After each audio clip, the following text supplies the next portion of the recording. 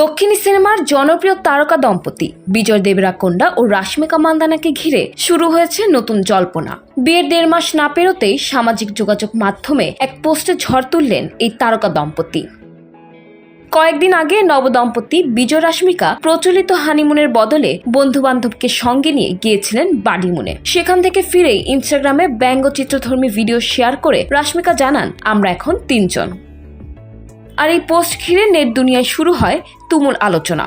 ভক্তদের অনেকেই ধরে নিয়েছেন খুব শিগগিরই বাবা মা হতে চলেছেন এই তারকা জুটি। ফলে শুভেচ্ছা বার্তায় ভরে উঠেছে মন্তব্য ঘর।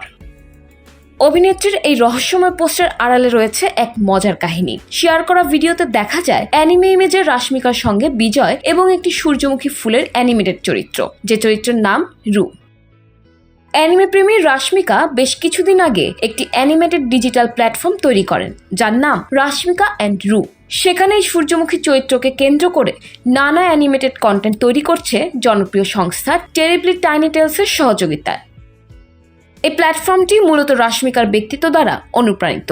এর মাধ্যমে তিনি সমাজে ইতিবাচকতা ছড়ানোর উদ্যোগ নিয়েছেন বলে জানা যায়। নতুন ভিডিওতে রুর সঙ্গে যুক্ত হয়েছেন বিজয়, আর সেটাকেই রসিকতার ছলে 3 জন হওয়া বলে উল্লেখ করেন রাশ্মিকা। উল্লেখ্য, গত 26 ফেব্রুয়ারি উদয়পুরের রাজকীয় আয়োজনে বিয়ে করেন বিজয় রাশ্মিকা।